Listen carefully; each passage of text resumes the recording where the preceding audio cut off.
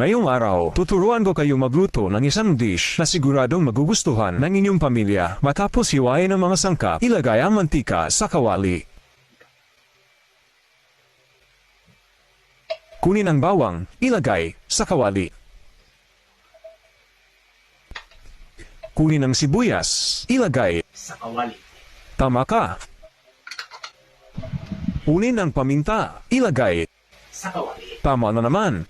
Ilagay sa kawali. Kunin ang mushroom. Pero after 5 minutes pa, saka mo ilagay sa kawali.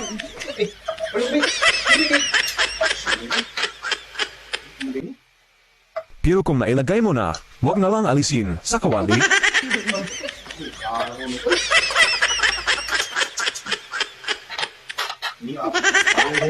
Kung ikaw kaya ang laparohon ako, paminalagyo parong.